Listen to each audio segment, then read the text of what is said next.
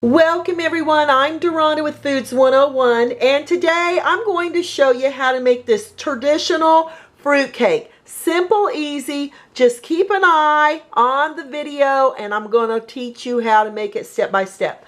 Now the recipe comes in from this Sunripe Fruit product that you can buy at Walmart or any of your super Walmarts or your most of your large grocery stores. And I'm going by this recipe, the Festive Holiday Fruit Cake. And you're going to need a cup and a half of this. This has your dried orange and lemon, cherries, your green and your red cherries along with your pineapples. You're going to need a cup and a half. You're going to need a cup of whole candied red cherries right here and your green cherries, 1 cup of each.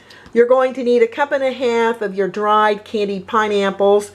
You're going to need 1.5 cups of your dark raisins, or you can buy currants. Now I buy the 12-ounce package and I use the whole package of raisins. You're not going to have any left behind.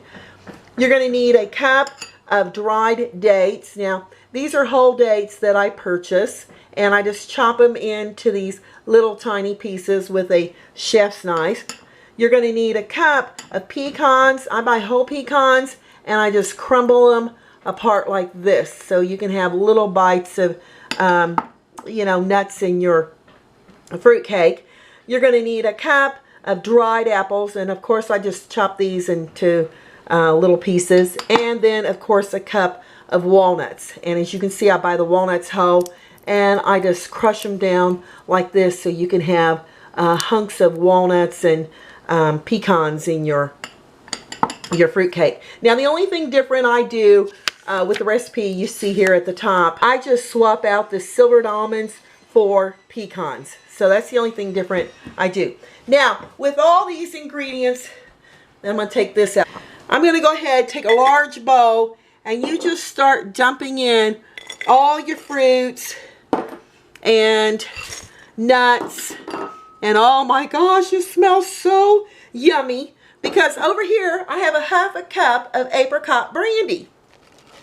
And I'm just going to add the apricot brandy right in with this lovely mixture of nuts and dried fruit. And here I'm putting whole cherries. Now if you want to chop your cherries, okay, go ahead and go to it. But I love the wholeness of those cherries as you start getting into your fruit cake, when you start cutting your fruit cake, because I think those whole cherries just look fabulous. Now this is a 16-ounce container of your red cherries, and I'm only going to use half.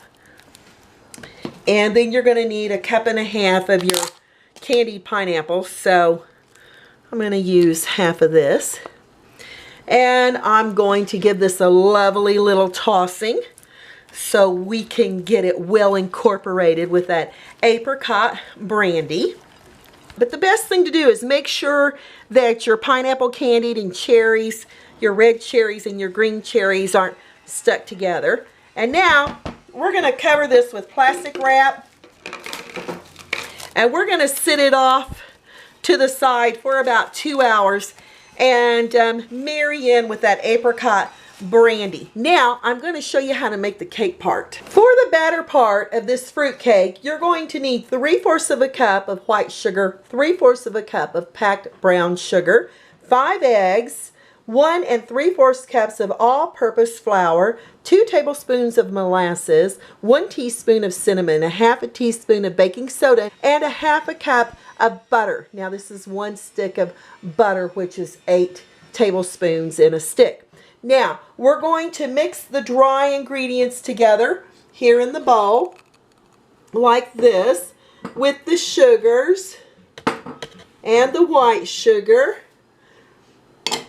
along with the baking soda and the cinnamon. And we're taking a whisk and we're going to whisk together all of our dry ingredients very, very well. Now for the wet ingredients, we're going to use a smaller bowl. I've got my 5 eggs in the smaller bowl. I'm adding my molasses, and everybody's like, why does that molasses not stick to your spatula? And the reason it doesn't stick is because I oil it so it can come sliding right off like this. And then I'm going to take a whisk. You just want to get the rest of your molasses off. And you're going to whisk your eggs and your molasses really, really super well together until it's all incorporated. To your dry ingredients, we're going to add all those eggs and that molasses. Woo! I don't get to smell molasses much, but when I do, it's pretty yummy. And then I'm adding a stick of butter at room temperature. Okay, and it got about a little too warm there. And now with the mixer on low, we're going to beat this for the next 3 minutes on low. Alright, after 3 minutes of beating on low, this is what your fruitcake batter is going to look like.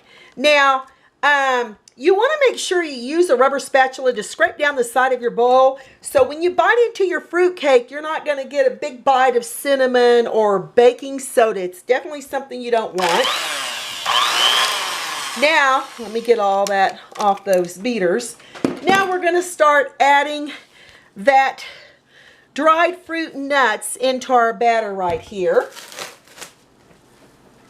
And as you can see, oh yes, look how beautiful that is. It's been sitting and getting so yummy with that apricot brandy. And now we're just going to start pouring in all of our dried fruit and nuts into the cake batter. And now this batter is going to be really super thick, but you want to make sure you incorporate your cake batter into your dried fruits and nuts. And oh my heavens, this is going to be delicious. If you could be here and you could smell all these fruits and nuts, and oh my goodness, those dried cherries and red cherries and green cherries are just absolutely so beautiful. It's beginning to smell a lot like Christmas. It's beginning to look a lot like Christmas. And now we're just going to keep incorporating this until we get all that batter on all those pieces of fruit and nuts. Just like that. And now I'll be back to show you how I'm going to bake mine. I've got 3 disposable aluminum loaf pans. Now the size on these are 8 inches by 3 7/8 inch. Now I've heavily greased and floured each loaf pan, and I'm going to start filling each one with my fruit cake batter here with all those dried fruits and nuts. I have my oven preheating to 250 degrees Fahrenheit because these are going to bake for the next 3 to 3.5 hours. But now after 3 hours, we're going to check it with a toothpick to see if we can get any raw dough coming out on that toothpick. And if we do, we're going to have to bake it for an additional 30 minutes. So we'll just go ahead and pack your fruitcake dough down in there because I'm giving these away as Christmas gifts this Christmas. And if you would like to bake your fruitcake in a 12 to 14 cup bundt pan, you may do that too. Just make sure you heavily grease and flour your cake pans. Now these are ready for the oven, and as you can see, I've just been pushing it down into the loaf pan because you don't want any air pockets in your fruit cake once it comes out baked. So I've been messing around with it till I think I'm pretty safe. Okay, so now off to the 250 degree preheated oven. Add your fruit cake on the middle rack of your oven, shut your door, and no peeking until 3 hours are up. It's been 2 days since I took this fruit cake out of the oven. As you can see, look how beautiful it is. I let it cool in that loaf pan for about 10 minutes. Ooh, I can smell that apricot brandy. And I've let it sit for 2 days, and now I'm going to slice into it. I'm going to show you what it's like. And you want to use a knife with serrated edges. See the little teeth there in that knife? That's what you're wanting to get a beautiful, clean cut. And you can just saw right through that candied fruit and your nuts. And looky here how beautiful that is on the inside. Now that is one spectacular fruit cake. Now you're probably wondering where my other 2 loaves are. Well, I've already given them as gifts, and people have already called to let me know they absolutely love the fruit cake. It's not like store-bought. It's your fresh fruit cake right out of your own oven. And looky there how gorgeous that is. Absolutely beautiful. And now I'm going to cut into it. I'm going to try it, which I already have. Give it a bite. Wow. Fabulous candied fruit. Walnuts. Pecans. And that apricot brandy will make it win-win. Hey y'all, I'm Deronda with Foods 101. Hope you give this a try. Leave me a comment. Give me thumbs up. And I wish all of you a Merry Christmas and Happy Holidays. Catch you next time.